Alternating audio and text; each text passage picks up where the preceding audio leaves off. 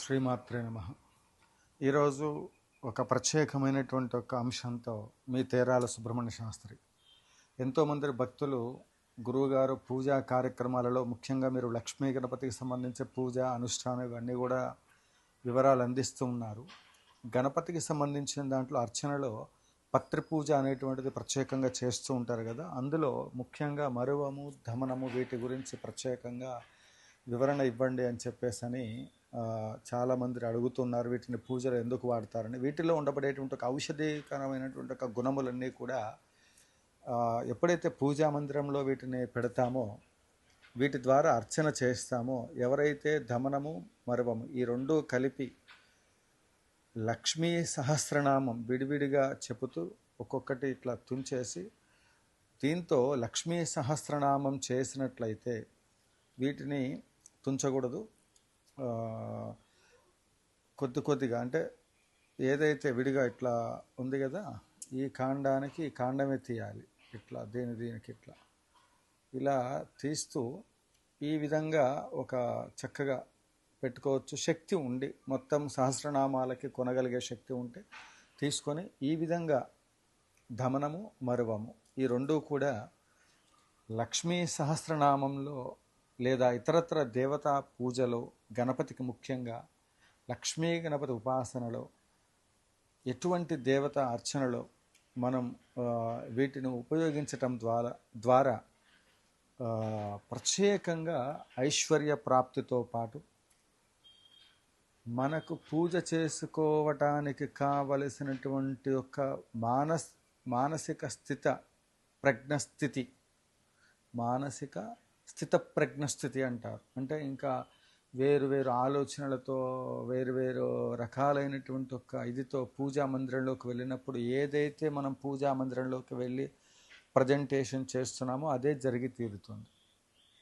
తదాస్తు దేవతలు ఏ విధంగా అయితే మరి సంచారం చేస్తూ ఉంటారో ఎప్పుడు మంచి మాటలే పలకాలి, ఎప్పుడు మంగళకరమైనటువంటి ఒక వాక్కులనే పలకాలి తప్ప అమంగళకరమైనటువంటి ఒక వాక్కులను ఎవరూ పలకకూడదు.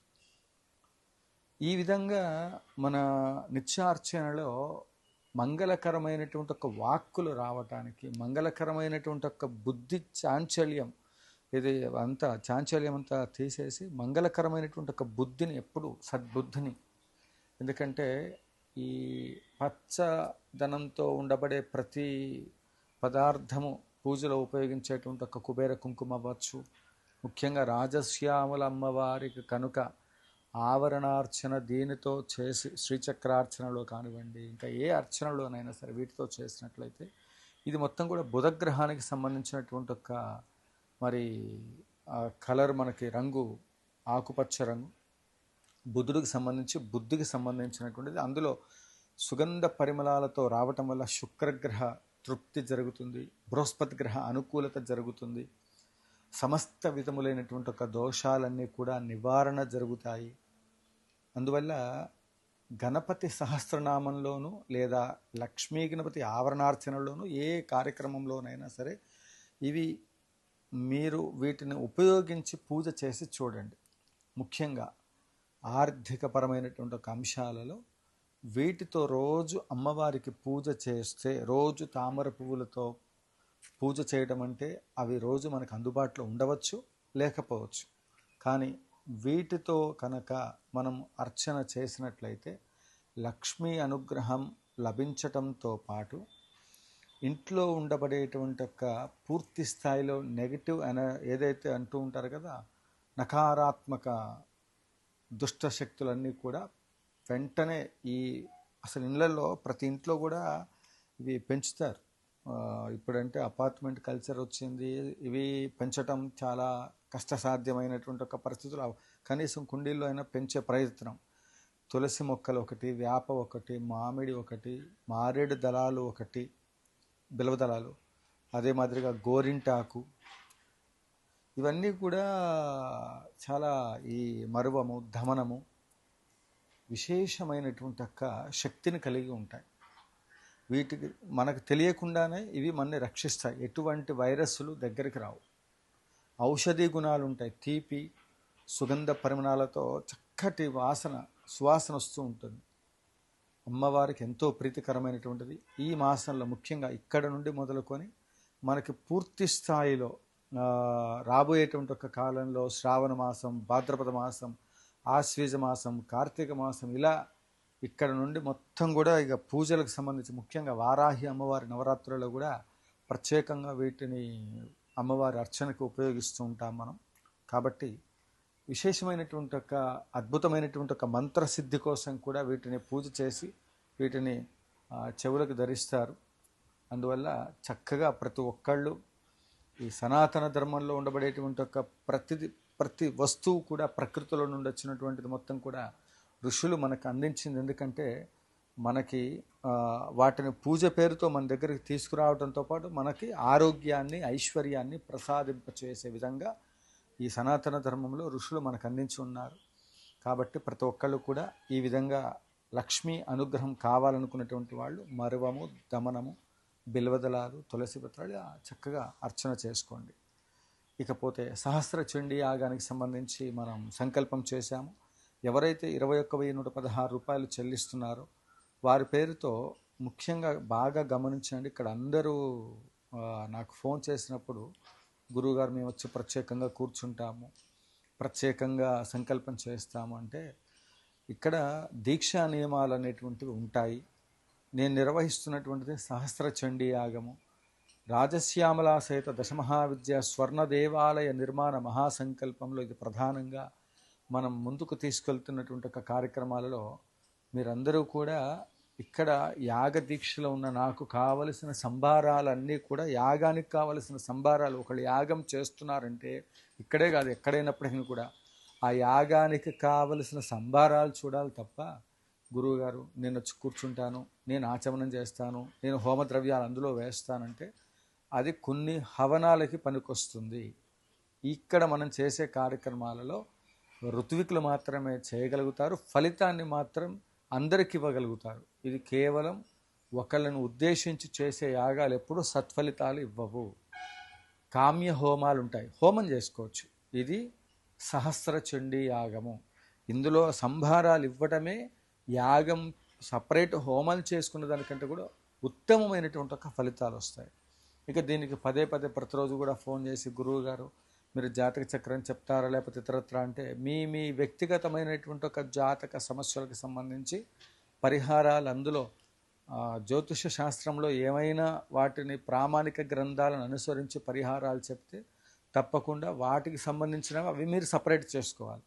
ఈ యాగ కార్యక్రమంలో వీటిని పెట్టి చేసుకోవచ్చా అంటే తప్పకుండా చేసుకోవచ్చు.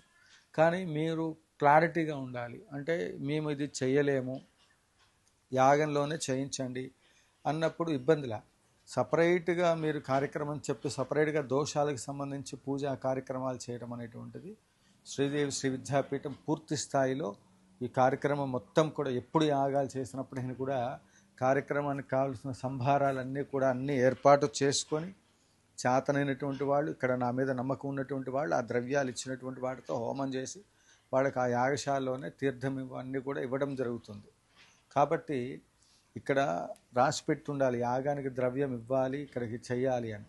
మనం ఏదో కూర్చొని అక్కడ హోమ ద్రవ్యాలు వేసి మనమేదో చేయాలి హడావిడి అనే దాంట్లో ఈ సహస్ర చండీ యాగంలో ఎందుకు చెప్తున్నామంటే, మనం చేసేటువంటిది ఏదైతే పూజ దగ్గరికి వెళ్ళినప్పుడు మనం చేసేటువంటి ఒక ఆలోచన మొత్తం కూడా ఒక పవర్ ఉంటుంది. హోమం చేసేటప్పుడు ఆ యాగశాల మొత్తంలో కూడా దేవతలు మిగతా సమయాలలో మనం మంచి మంగళకరమైనటువంటి ఒక మాటలు పలికితే దానికి సంబంధించిన రిజల్ట్స్ ఎట్లయితే వస్తాయో, యాగం చేసేటప్పుడు కొంతమంది ద్రవ్యాలు ముట్టుకుంటూ పెదాలు దుడుచుకుంటూ మళ్ళీ స్వాహ అన్నప్పుడు ఆ చేయిని మళ్ళీ ఇట్లా గడిగేసుకొని మధ్యలో నీళ్లు తాగుతూ మిమ్మల్ని కూర్చోబెట్టి, ఉదాహరణకి నేను ఒక 10,000 లక్ష్మీ గణపతి హోమం చేయాలి.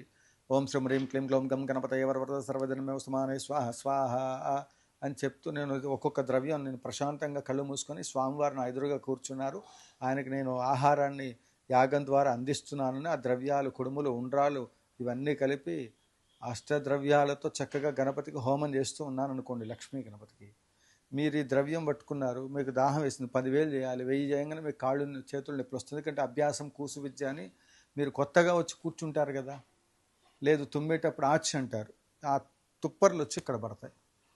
అసలు హోమం చేసేటప్పుడు విధి విధానాలు ఎంత కఠినంగా చెప్పబడి ఉన్నాయంటే ఇవాళ మరి పరిస్థితి ఏంటంటే మిమ్మల్ని కూర్చోబెట్టి చేస్తే తప్ప ఇక్కడేదో ద్రవ్యం మొత్తం మావి మేమే వెయ్యాలి, హుండీలో డబ్బులు వేసినట్లు ఆ ద్రవ్యాలన్నీ మేమే కుప్పలు తెప్పలుగా అందులో పోసేయాలి, ఆ వీబూది మొత్తం అది రాకముందే మొత్తం ఆ బూడిదంతా దాన్ని తీసుకొని రాసేసుకోవాలి ఆ వీబూది మొత్తాన్ని.